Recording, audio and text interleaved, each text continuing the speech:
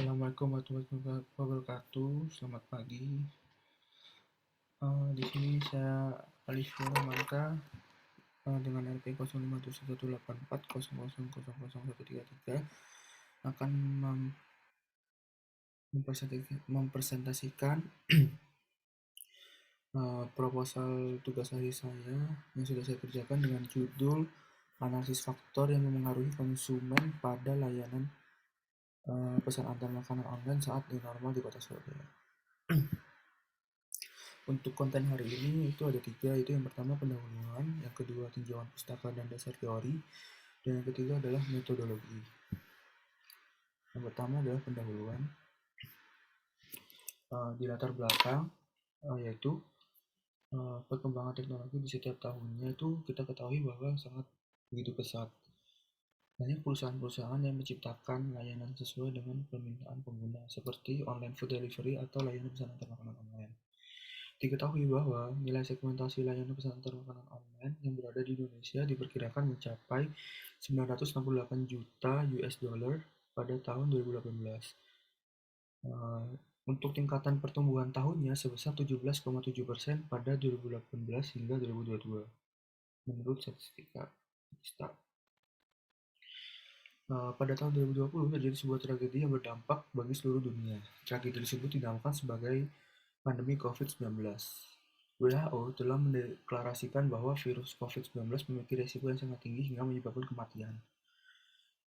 Di kehidupan pandemi COVID-19 membuat masyarakat jarang sekali untuk melakukan pembelian makanan secara langsung, sehingga memilih untuk melakukan pembelian makanan menggunakan layanan pesan antar makanan online. Pandemi COVID-19 ini mempengaruhi perilaku konsumen dalam melindungi diri atau pelanggan untuk kembali mengunjungi restoran. Pelanggan menyadari bahwa adanya ancaman pada COVID-19 ini dikarenakan kerentanan pada penyakit bawaan yang timbul akibat pengaruh COVID-19. Oleh karena itu, tujuan dari penelitiannya adalah penelitian ini dilakukan untuk mengetahui customer intention terhadap penggunaan layanan pesan antar makanan online pada saat kondisi pandemi COVID-19 hingga new normal di Kota Surabaya dengan menggunakan model TAM dan HBM. Untuk rumusan masalah itu ada 2, yaitu yang pertama adalah apakah variabel perceived usefulness hingga perceived vulnerability secara positif mempengaruhi customer intention of us. Yang kedua adalah apakah variabel food safety risk perception dan perceived barrier secara negatif mempengaruhi customer intention of us. Lalu ada batas tugas akhir di mana pengambilan data dilakukan pada penggunaan layanan pesan antar makanan online, yaitu di Kota Surabaya. Lalu metode yang digunakan pada penelitian ini menggunakan Structural Evaluation Model atau bisa dikatakan SEM dengan media AMOS.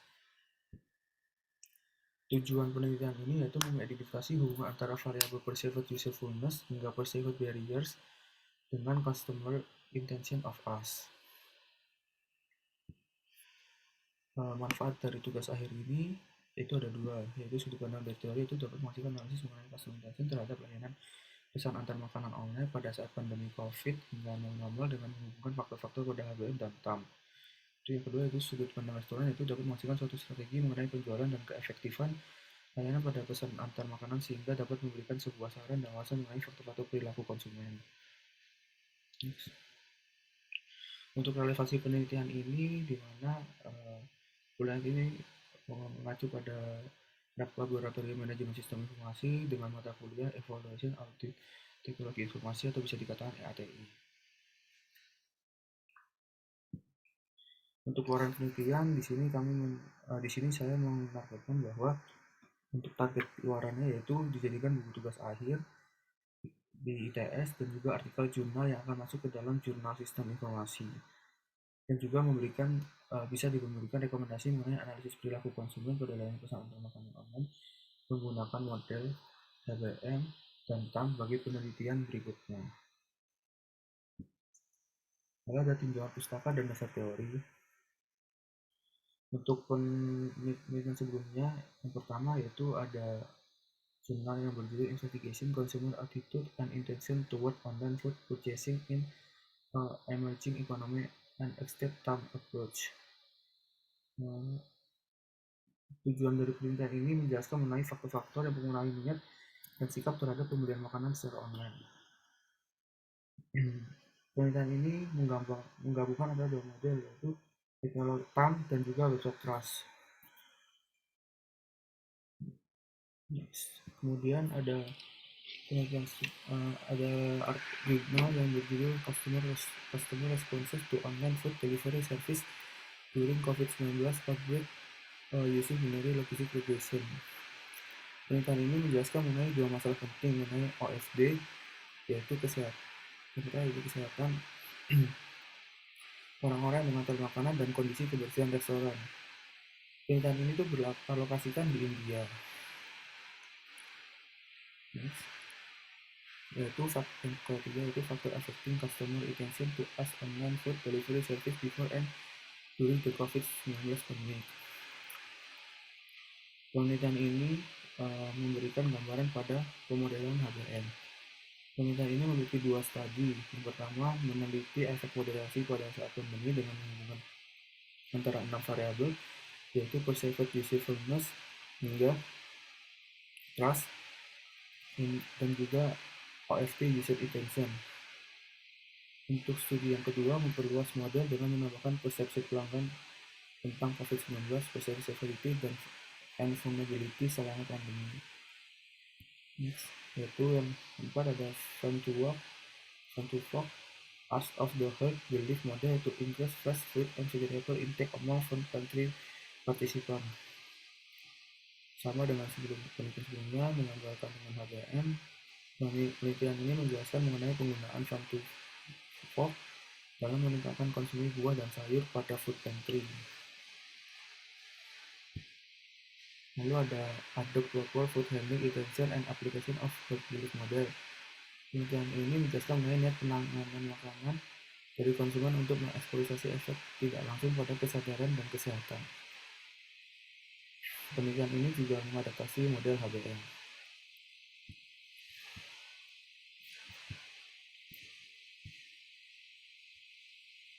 Lalu ada dasar teori. Yang pertama ada online food delivery. Online food delivery merupakan layanan bergerak pada bidang jasa dengan menggunakan teknologi OnFD yang dapat diantar tanpa harus ke restoran. Adanya online food delivery membuat konsumen menjadikan hal tersebut sesuatu yang normal dan menjadi terus bagi konsumen yang menggunakan layanan tersebut. Lalu ada consumer behavior. Consumer behavior merupakan sebuah teori yang diadaptasi dari utility theory. Model utility theory merupakan sebuah model yang paling umum digunakan untuk mengusulkan bahwa konsumen membuat pilihan berdasarkan hasil yang diharapkan dari keputusan. Next. Lalu yang ketiga ada GoFood. GoFood sendiri merupakan sebuah layanan pesan antar makanan online yang ada pada aplikasi Gojek. GoFood sangat mudah digunakan oleh konsumen dalam memesan sebuah makanan melalui handphone. Dengan GoFood, makanan akan cepat diantar ke lokasi konsumen. Lalu ada GrabFood. GrabFood merupakan salah satu layanan yang ada pada perusahaan Grab. Saat ini Grab sudah tersedia di 120 kota di Indonesia. Grab memiliki sebuah strategi yang mampu menarik pasar, yaitu penetrasi harga seperti pemberian kupon dan diskon. Lalu yang kelima ada Shopee Food. Shopee Food merupakan salah satu marketplace yang memiliki pasar yang cukup besar di Asia. Melihat pasar yang besar, Shopee Food merambah ke food and beverage, membuat perusahaan ini sangat tertarik mengikuti jejak Grab dan Gojek. Pada April 2020, Shopee resmi meluncurkan layanan pesan antar makanannya dengan menggunakan nama Shopee Food. Lalu yang keenam ada HBM, Herd Belief Model. Herd Belief Model sendiri adalah sebuah model yang memiliki aspek keamanan dari segi kesehatan. HBM dijelaskan bahwa terdiri dari 6 aspek utama, yaitu sustainability hingga self-efficacy. Namun tidak mendukungnya, HBM memiliki juga faktor lainnya seperti age, gender, ethnic, disability, dan sosioekonomik. Berikut penjelasan variabel pada HBM, yaitu perceived threats. Variabel ini menjelaskan mengenai kerentanan dan ancaman suatu penyakit menular seperti COVID-19, sehingga menyebabkan persepsi individu memiliki kesulitan dan penularan. Lalu ada perceived benefit. Variabel ini menjelaskan mengenai manfaat yang dirasakan pada penilaian individu tentang nilai dalam perilaku yang mempromosikan kesehatan untuk mengurangi risiko penularan. Ada perceived barriers mendefinisikan potensi negatif dari sebuah tindakan kesehatan tertentu. Lalu ada choose to action, variabel yang mendefinisikan sebuah isyarat tindakan yang memicu atau mengingat individu untuk mengambil sebuah tindakan. Lalu ada self-efficacy, variabel yang menjelaskan perilaku melindungi diri dapat dirasakan sebagai fungsi ancaman dirasakan oleh pelanggan. Lalu ada other factor, bisa berupa usia, jenis kelamin, ras, dan kualifikasi pendidikan. Lalu yang ketiga ada TAM, Technology Acceptance Model. TAM sendiri merupakan sebuah kerangka model yang berhasil memprediksi dan menjelaskan mengenai niat perilaku dan perilaku aktual terhadap pembelian online. TAM sendiri juga dipercaya untuk menjelaskan mengenai consumer attitude, attention, and behavior. TAM memiliki variabel utama yaitu perceived usefulness, perceived ease of us, attitude toward using, and intention toward using. Yang pertama ada perceived usefulness. Variabel ini mengabarkan persepsi individu tentang hasil dari sebuah pengalaman. Pada perceived ease of us, variabel ini mengabarkan sejauh mana pengguna percaya bahwa menggunakan sistem tertentu akan meningkatkan suatu pekerjaan. Lalu ada berikutnya attitude toward using. Variabel yang mengabarkan attitude pengguna terhadap perilaku tertentu. Yang terakhir ada attention toward using. Variabel yang menggambarkan niat pada perilaku seperti keras penggunaan akan mencoba dan seberapa banyak pengguna akan melakukan rencana yang ingin dilakukan.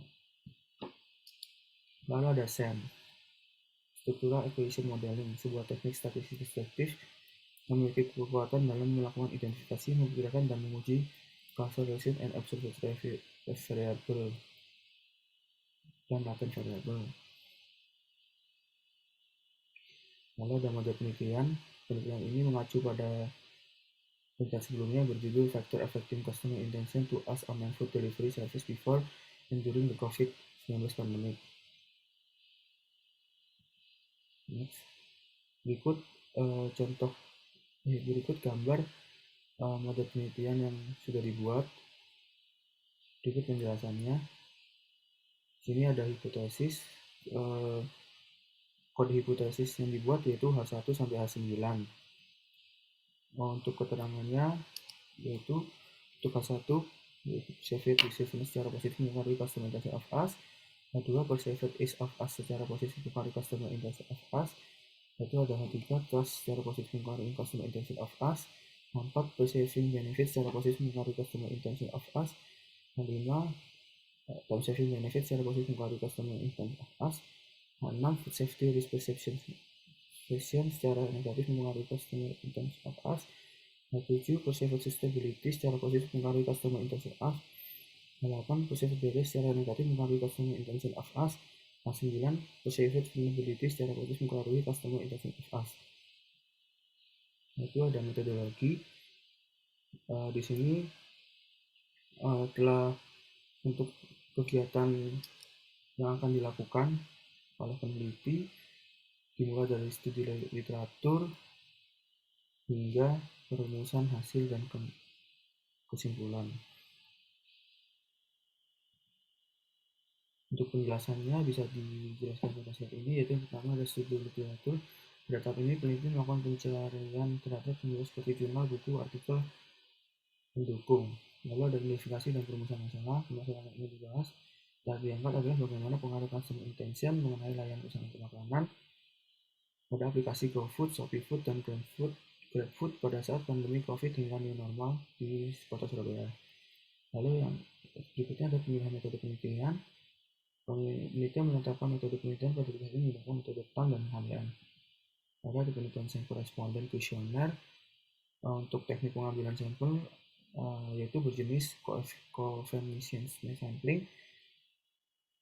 Lalu jumlah yang ditentukan dengan menggunakan rumus Lawson adalah 400 dari ukuran populasi sebanyak 2.971.300. Lalu di survei dilakukan untuk mengambil data yang dibutuhkan dari pengguna GoFood, ShopeeFood, dan GrabFood yang berada di kota Surabaya. Survei juga akan dilakukan secara online menggunakan Google Form. Berikutnya ada tahap uji validitas dan reliabilitas. Pada tahap uji validitas dan reliabilitas, Dalam dalam menguji data yang diperoleh dari hasil survei yang valid, data nanti akan digunakan pada tahap berikutnya, yaitu analisis data. Untuk data yang tidak valid maka tidak akan digunakan pada saat analisis data. Lalu yang berikut ada analisis data. Analisis data dapat dilakukan apabila telah mendapatkan hasil dari uji validasi data. Analisis data dapat dilakukan apabila telah mendapatkan hasil dari uji validasi data, dan analisis data akan menggunakan SAM, media Amos. Ada pengujian hipotesis. Pengujian hipotesis dilakukan untuk mengetahui beberapa nilai persamaan dan pengaruh pada variabel peneliti ini, gunakan model Thom dan HBM. Metode SAM juga dipakai dalam melakukan uji hipotesis ke tahap berikutnya. Pada perumusan dan hasil kesimpulan, pada penelitian ini dilakukan dengan tahap-tahapan yang sudah dijelaskan. Penelitian ini dilakukan di Kota Surabaya secara online karena kondisi yang tidak memungkinkan akibat pandemi COVID. Pembatasan mengenai responden yang ditentukan pada penelitian ini, yaitu konsumen atau pengguna layanan pesan antar makanan di Kota Surabaya. Pengolahan dan analisis data dilakukan pada saat data yang dibutuhkan sudah terkumpul. Itu berikut jadwal pengerjaan yang akan dilakukan oleh peneliti. Peneliti membuat jadwal pengerjaan dari bulan pertama hingga bulan kelima. Sekian dan terima kasih.